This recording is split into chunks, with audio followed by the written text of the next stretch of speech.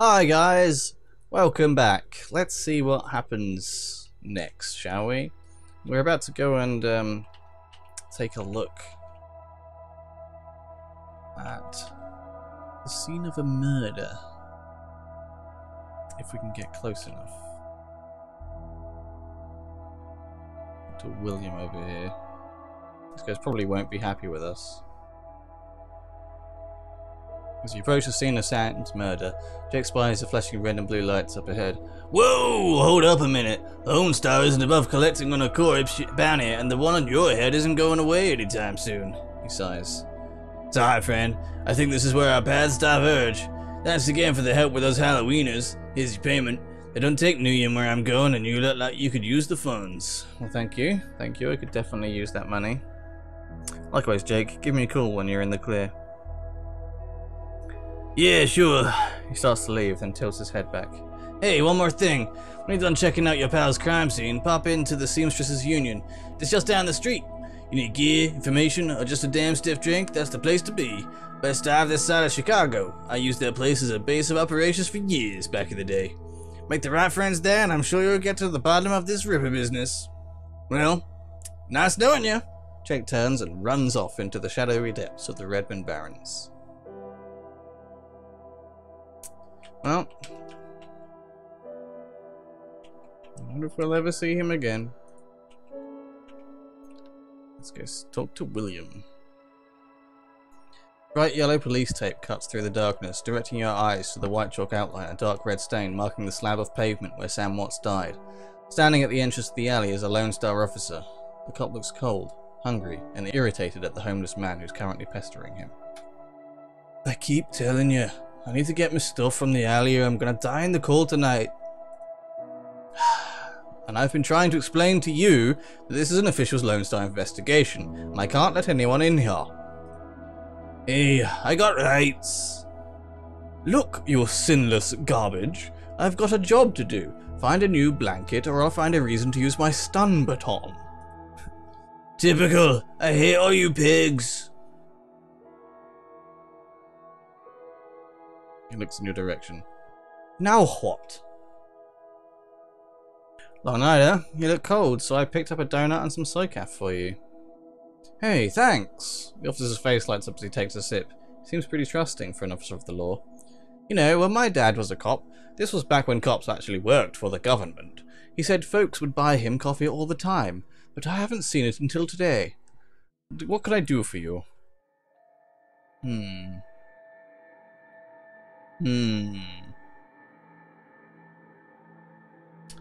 Well, my pleasure. I'm here from Internal Affairs to review the forensic guys' work, to find anything they might have missed. Sure, dig in. I certainly wouldn't mind those guys getting down a peg or two. Man, they put on airs if you know what I mean. God, that guy's gullible as shit. Dr. William. The streets have not been kind to this man, but they've also hardened him. This man is clearly a survivor, though one wrestling with the onset of age and arthritis. I saw you over there with that rat bastard cop. What do you want? Know anything about the murder that took place here? He squints at you, suspicious. You a copper? Or working for some corps?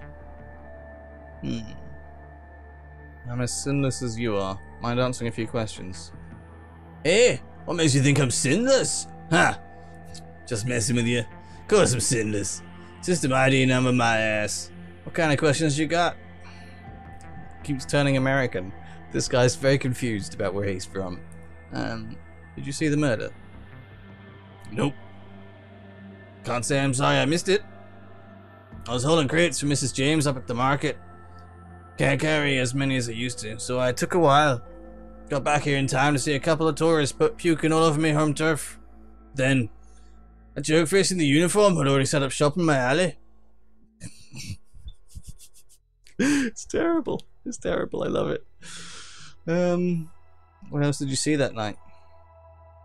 Well, you know, earlier in the night I saw a big and ugly troll in green hospital scrubs snooping around the block.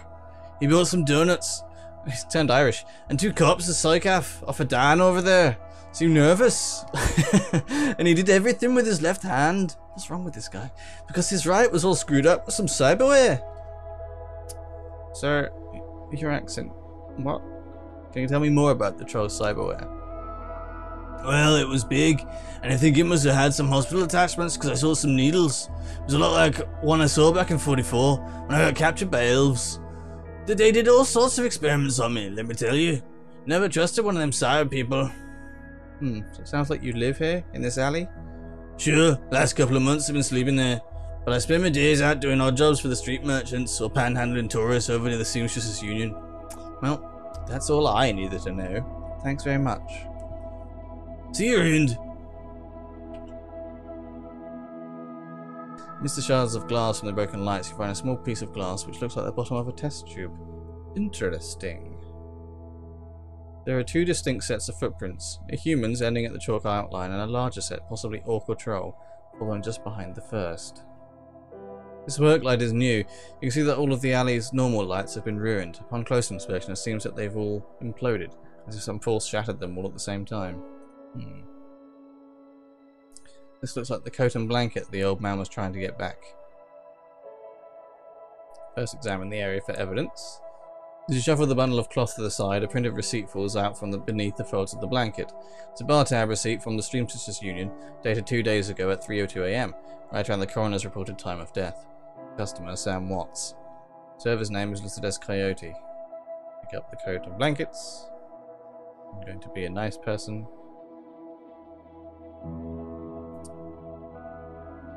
More karma, that's nice. We spend it soon. Hey there, young'un. I think this coat and these blankets belong to you. My stuff? Mighty decent of you. Don't see that kind of thing too often out here. No, you don't. Because I'm weird. I do weird things. Hey, dude. That weird, gnarly dude. You can come out again now, because I'm done dealing with them. Plot holes, everybody. You could have just waited for me to be finished. You're about to leave the Barrens and enter the Seamstresses Union.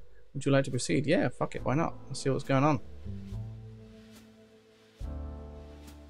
Relative to the rest of the Barrens, Touristville is a neon-clothed oasis. At its heart is the Seamstresses Union, housed in an old brownstone building on the corner of illegal and opportunity. Bums huddle together, gangers strut the streets, and the occasional salaryman comes slumming. The Union building has been retrofitted, rebuilt and restored so many times that it's like an aging starlet wearing too much makeup in an attempt to stay young. Wild ivy growing out of the gutters adds to this effect. As you enter, the murmur of hushed conversation washes over you. Dive bar denizens raise their heads, take your measure, and then go back to their business. This is the kind of place where everyone knows your name, but keeps to themselves. Alright, interesting.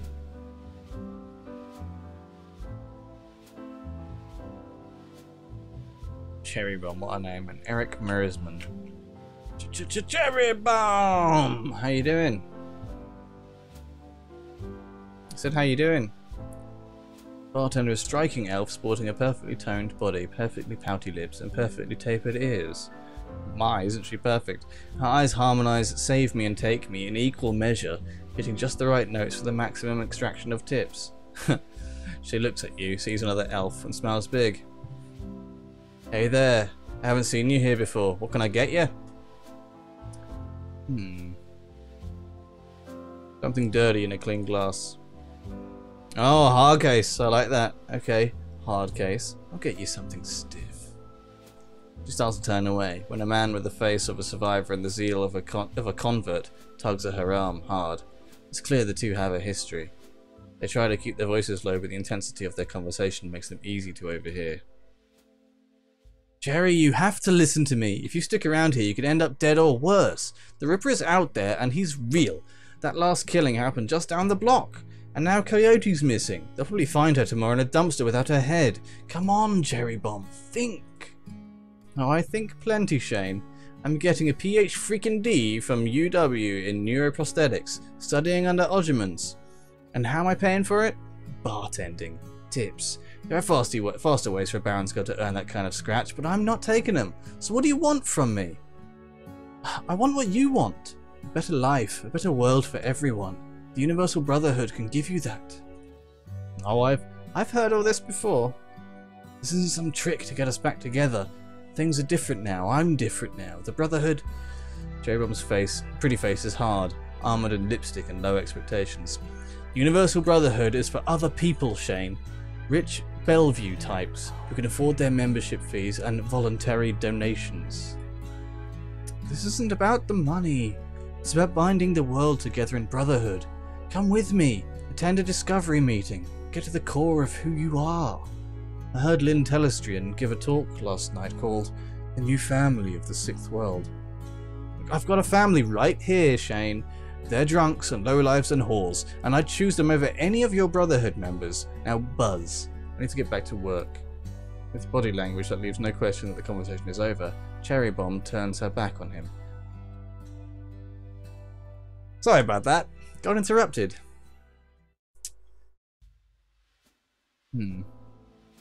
Sorry you had to go through that. Sounds like you've got big plans for yourself. Pretty high stuff, and yeah, I do. Can't stay here forever. You've got a look that says you're not just here for the entertainment. Are you a badge? I think you know the answer to that. She regards you with a smirk. I do. You're independent. We're trained to spot a bronze the minute they walk in here. Something I can help you with? I have a few questions. Ask away. Tell me about this place. Well, some come here for the booze. Some come for companionship. Others are looking for something they can't get anywhere else. If it's illegal or immoral and it can be bought, sold, rendered, or consumed, you can probably find it here. The Union seems to attract people like you. Who was that you were talking to? Shane, old boyfriend. He used to work here, but one day he saw a billboard for the Universal Brotherhood, and that was that.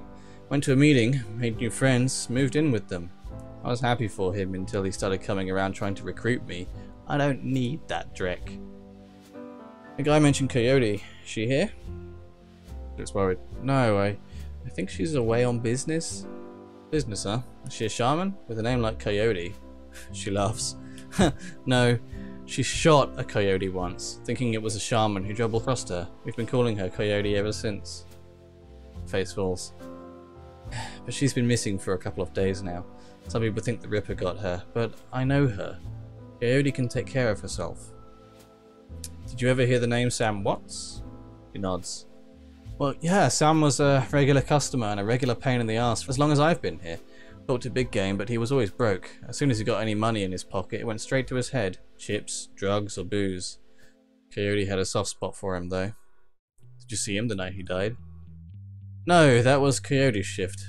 And who runs this place? I would like to talk to them. That'd be Mrs. Kubata. She's in the back room. You can't miss her.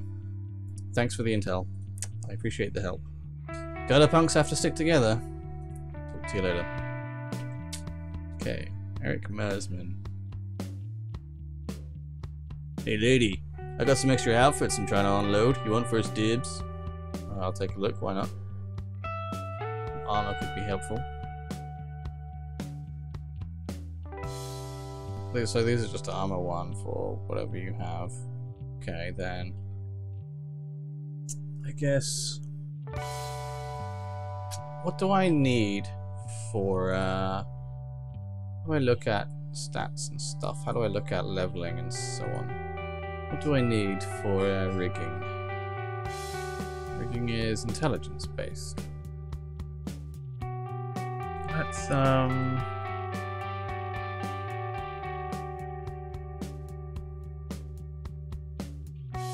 I have an SMG, so I'll be putting up my ranged combat a little bit, also my intelligence. Yeah, that seems good to me. Okay, so this guy is selling stuff. Yeah, let's take a look. And intelligence, helpful for a rigger. Screw it, yeah, let's get it, let's get it. Yeah, she's definitely a nerd. A dyslexic one, but definitely a nerd. Right. The Ripper is a lie! Okay, weirdo. What's back here? Mr. Clue.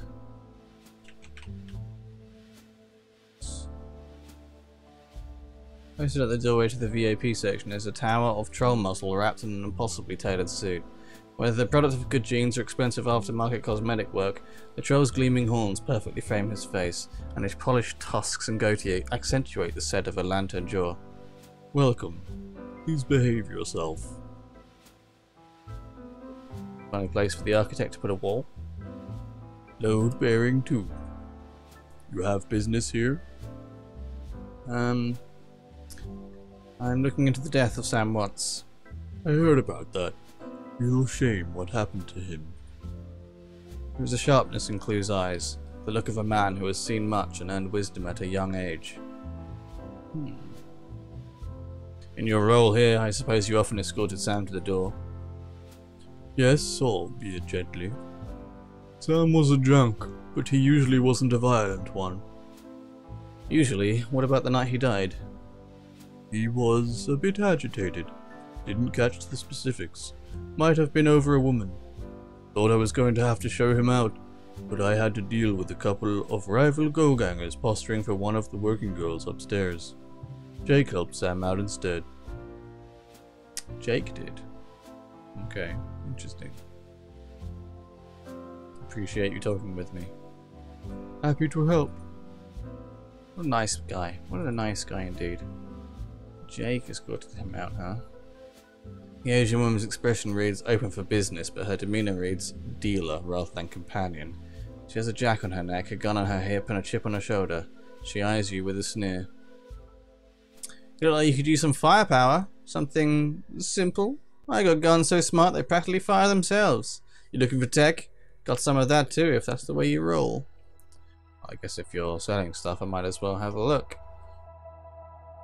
How much cash you got? I got 938.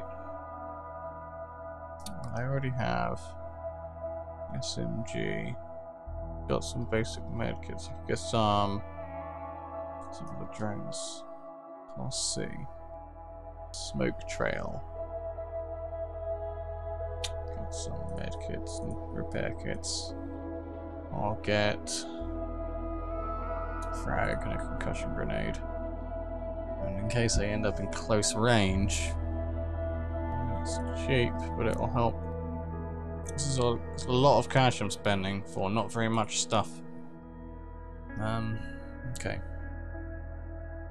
So I can't just switch to this. That's a bit. Oh, because this is full. I see. Can you? I wonder if it's possible to upgrade this so you can have more stuff here. And if it is, being told how you do it would be nice. Alright, I just bought a bunch of stuff I don't need. Cool. Cool. Johnny Clean. The man is dressed like a janitor, but is wearing unusually clean overalls. He's tall, rail thin, and has a cunning look in his eye that says he's more than just a maintenance man. Howdy! Name's Johnny Clean. You new? Yeah, first time. Just getting a look at the place. Well, enjoy yourself. This looks like your type of place. I'm just sweeping up a bit. Okay. What a name. Oh, what a face. Covered in glowing magical talismans and fetishes, the troll does not seem fully of this world. He mumbles to himself constantly, apparently participating in several conversations at once, but with entities you can neither see nor hear. I told you, it's not like that at all. Bring me proof, and you shall have it. I am honored, your majesty. That was why I said to use mustard instead of catsup. Forgive me, Jean, I was a fool. He looks you in the eye, his other conversations on hold. You may peruse my magical wares and see their glory. No thanks. That guy's nuts. Mrs. Kubara. Mrs. Kubara watches you across the room, sizing you up as you approach. As you get closer, you can see that she's of mixed race, African and Japanese. Her demeanor says, "This is my house, mess with it at your peril." But her eyes twinkle with a playful light when she speaks. Cobanoir, good evening. My, aren't you the pretty elf? Are you enjoying the Seamstresses Union? There should be plenty for a woman like you to enjoy.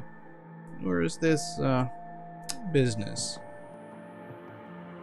I just need a moment of your time, Mrs. Kubera. I have topics to discuss. Sokka, why should I help you? Sam Watts, I'm looking for his killer. Ah, so you are the little insurance policy he would go on about when he was drunk. His avenging angel who would strike back for him from beyond the grave. What do you want to know? How well did you know him? I knew him, we all did. Sam was a regular here. Whenever he could beg or borrow enough Union to become altered in some way. Drugs, chips, alcohol. Didn't matter to Sam, as long as he was bent. He was always looking for his next fix.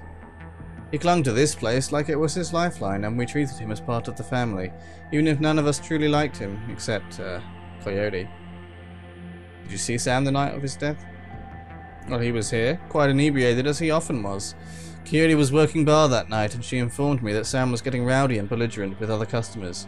When I requested he leave, he refused. My bouncer, Mr. Clue, was off dealing with another issue, so I requested that Jake escort Sam out the back door to the alley. That was the last I saw of either of them.